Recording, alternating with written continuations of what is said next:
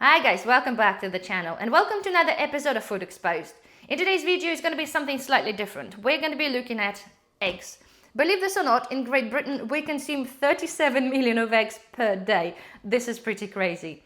And also guys, you'll be aware there's tons and tons of eggs currently available on the supermarket shelves, and all of them trying to make some sort of a statement to make you want to buy them. So in today's video we're going to be looking at what's actually happening behind the closed doors and sort of expose a little bit of truth of the egg industry. At the same time, we're going to be looking at how fresh is your supermarket eggs, and also going to be looking at things and claims like rich yolk, bright yolk, that kind of thing, and what do those statements mean. So without further ado guys, let's proceed with the video.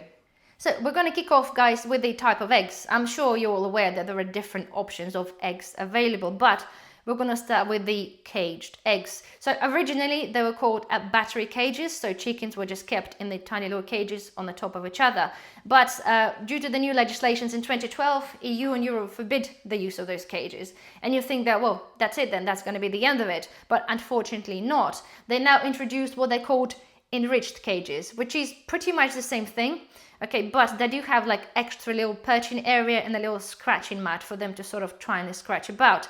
Again, sounds very cruel, but the worst thing of all, right? Those poor little chickens only allowed to have 750 square centimeters of space per chicken. This is just slightly bigger than a piece of A4 paper.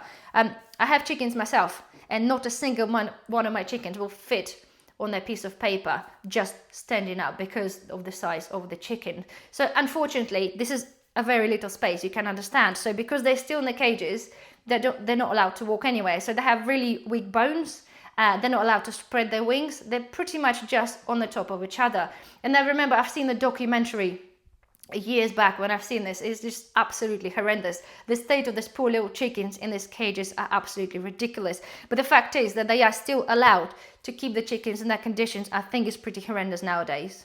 Because chickens, basically, because they're not allowed to walk, obviously they get stressed, that kind of thing, they peck at each other. It is pretty horrendous. And of course the labeling, they do label them the eggs from caged hens or caged eggs, or generally just they call them eggs. So this will be a good indicator to know that they came from those kind of conditions. So next thing, we're moving on to the barn eggs. And again, you might think barn, originally, because this is a fairly new term, and originally when I've seen the barn eggs written, on the carton, it's like, okay, that's kind of barn. You imagine a barn, a green field, and just chickens kind of wandering about, that kind of thing. Again, unfortunately, could not be further from the truth. So it is an improvement on the caged chickens because they're not kept in a cage. However, okay, they are kept in a barn, and the stocking density for the barn chickens, allowed stocking density, it's 9 birds per square meter. 9 birds. We're talking, this is approximately square meter. So can you imagine fitting 9 birds into that space? This is absolutely horrendous. So they do have perches in the nesting boxes, but no outdoor access whatsoever. Again, still, I've seen some videos. There've been a lot of undercover things, reporters. They are literally just still on the top of each other. Just because they're in a barn, okay, it doesn't make it appealing for the chickens, because they're still inside. You still get smell of ammonia because obviously the droppings. If you can imagine a amount of chickens, and they poop like, really good few times a day. They literally eat and poop. And if they kept in such a close density, like 9 birds per square meter, can you imagine the smell? Ammonia smell is not good for anybody, and neither is for the chickens. But at the same time, right, we're going on to the labeling. Yes, they would label them as barn eggs, but I just really wanted you to understand that barn eggs, it doesn't mean anything better than just poor little chickens on the top of each other in a barn. So now we're moving on to a free range. And again, we think free range, you imagine again, free chickens running around, in the, on the field with a lot of grass, blue skies, that kind of thing. Again, unfortunately, this is not the case. So the requirements for the outdoor chickens, free range chickens, is to have access to outside for at least 8 hours per day.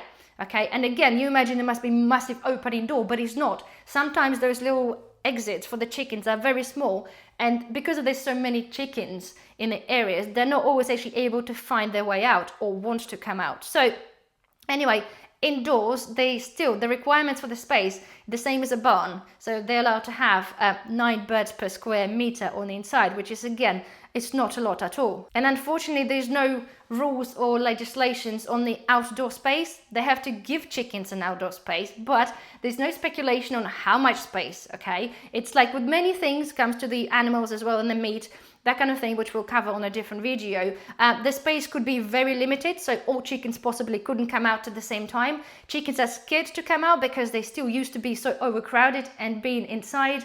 Again, to what you imagine sometimes having a grass, it doesn't always happen because the area, okay, and the grass area, whether it be mud or something else, it totally depends on the farm, okay, so there's not a unified standard. So again, where you think there could be free-range chicken living in a nice barn with a lot of space and then popping outside to chew on a little bit of grass, it doesn't necessarily mean that, because the farm those chickens will be at might not have, it just have a muddy field, so chickens will be just walking in the mud and that kind of thing. So again, get you thinking, doesn't it? The other thing as well, unfortunately, when the outbreaks happen, the avian flu outbreaks happen, chickens have to be under lockdown, the mandatory lockdown, and I believe there's currently happening in UK in certain areas that chickens are under the lockdown. So what you think again happens with the free-range chickens, if they're not allowed to come out, unfortunately they still can call eggs free range, and I believe there is approximately 12 weeks leeway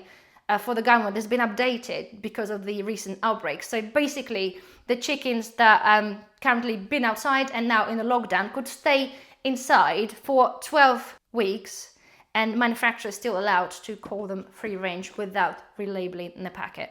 So now we're going on to the organic eggs, right? Which is again where you all think the organic is always better. In this instance, it is better. So chickens get more space, okay? Indoors, they're allowed still 6 birds per square meter. It's still a lot. It is still a lot, but they must have a large outside area. So they must eat organic food. So that means non-GMO and artificial additives in their feed. It's certified by the Soil Association and other organic bodies. Unfortunately, there is still obviously issues with that kind of thing because certain practices like culling male chickens, that kind of thing, and the beak trimming is still allowed. Beak trimming is when they trim the chicken's beak to stop pecking, to stop the injuries. But unfortunately, this is kind of cruel on the animal, considering if you ever seen a trimmed beak in a chicken, it's not good, but it makes it a genuinely bit awkward for chickens to eat. But nonetheless, this is still allowed under the organic specifications. So as I mentioned earlier, in terms of the male chickens, unfortunately, this happens with everything. The male chickens, male chicks, when they're born, they're unfortunately no use for anything. They don't produce eggs, obviously, and apparently they're no good for the meat neither. So unfortunately, in the industry, all the male chicks get culled, and it's done by way of gassing, which is, again, I think is very horrible. But the truth is out there. This is what actually happens. I would imagine they would try to do something better with that. I think it's very cruel. As soon as you're born, sorry, it doesn't fit in. It kind of, they have to get rid of them. But it's important to know that this is currently happening. So talking about the lifespan of a chicken, so generally chickens can live between 5 and 10 years and live, a healthy life, and they still obviously be laying eggs. But unfortunately, the production of eggs does go down. So all of the chickens that are on those farms are actually slaughtered at approximately 72 weeks, which is only a year and a half. So now, guys, let's have a look at the sort of the labeling or logos, that kind of thing. So you might have seen that the British Lion mark, which is, you see this on the eggs, and you've got the date next to this. All that means that just ensures that the eggs are safe from salmonella, but it doesn't indicate anything to do with the welfare of the chickens. And at the same time, the entrance to the lion stamp thing is actually optional. So not all farmers have to comply or do this if they don't want to be in that scheme. So just do bear this in mind. So then you've got the RSPCA assured. So they assure slightly better conditions, but they do still allow a big trimming under those conditions and under obviously the logo.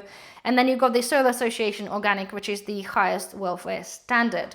So again, in talking about things like the claims, guys, when I mentioned in the beginning, the things like farm fresh, natural, that kind of thing, omega enriched, that kind of thing, they all kind of mean not a lot, to be frank, okay? The only thing with the omega-3 enriched eggs, they feed chickens some additives. I think it's actually flaxseed that they're feeding them to make sure that the eggs are slightly higher in omega-3. So now let's have a look at the yolks, right? The color of the yolks. There are some brands there that they claim bright yolk, that kind of thing, right? There's few available, and I'm sure if this is maybe where you buy this, I don't know. But a little while back, quite a while back, I've actually purchased one, and the yolks were superbly unnaturally orange. I'm like, what on earth is this? And then you think, yes, you know, the assumption is, and this is what we're made to believe, that the brighter the yolk, the better the egg is for you, that kind of thing. Chicken's natural diet is going outside, scratching for, you know, slugs, worms, that kind of thing, eating grass, eating seed, that kind of thing. And generally, it will produce you a bright yolk. But to what I've witnessed and consumed before, that was superbly orange. And then you look and do some research, and apparently, in some massive scale manufacturers do sometimes add on additives to the feed to make the yolks brighter, just because, again, because they made us to believe that the brighter the yolk, the better the egg. Well, if it's naturally done, absolutely fine, but if they add on additives, then I'm not so sure. So the things that they're using, there's a few options really. They've got some a substance produced from the marigold petals, which are those little orangey flowers that repel, you know, all the nasty stuff. You plant them around your veg garden, that's fine, that's not too bad. Then you get the paprika extract, okay, which is fine. They're used in some organic and free-range feeds for the orange hue. And then, unfortunately, there's some synthetic additives, okay? And some of them are apparently not so good. So I don't know who uses what, that's the thing. But in the industry, this is what's happening. And then the last one, the red pepper extract is also could be used to alter the color of the yolk. So next time you consume a bright colored yolk, do potentially consider that it might not be naturally that bright. So now we're looking at how fresh are your supermarket eggs. Well, legally, okay, eggs must be sold within 21 days of being laid. But unfortunately, when it comes to the supermarket, all right, it takes approximately 10 days to 2 weeks before the eggs hit the supermarket shelf. And of course, they have to then put the dates on them a couple of weeks. So basically, when you're saying you're buying yourself a fresh eggs from supermarket, it does not mean they've been laid yesterday. They would been sitting there, because the eggs have to go through the process. Obviously, they have to be picked, they have to be packed, have to go through the labeling process, that kind of thing. So yes, the eggs in the supermarket are on average 10 to 14 days old. But of course, they put the date on them because of the requirements, okay? But again, it's very important to know that the eggs don't really come out from the chicken, but the date on the eggs is done by the law, by the manufacturer, because this is what the speculation is.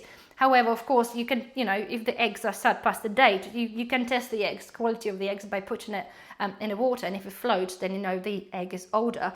So there we are, guys. I do hope you have found this video helpful. I know it's not the usual type of the food exposed video, but I do think it's very important to understand what kind of conditions are hens raised in.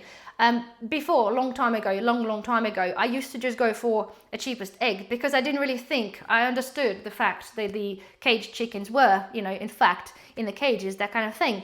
But I didn't really understand the extent of the cruelty on those kind of animals. And then after doing the research on, obviously, on the, you know, farm, free range, that kind of thing, to me still is a little bit iffy. To me, there should be a better standards, right? Better things out there for people who raise chickens commercially to follow.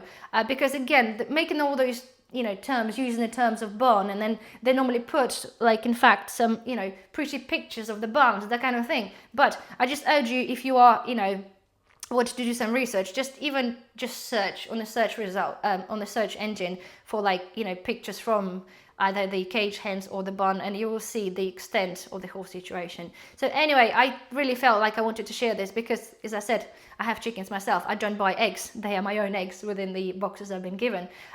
But nonetheless, I think it's very important for us to understand what's actually happening. So anyway, guys, please, if you have enjoyed this video, please don't forget thumbs up, maybe subscribe if you're not a subscriber, and I shall see you in the next video. Bye bye.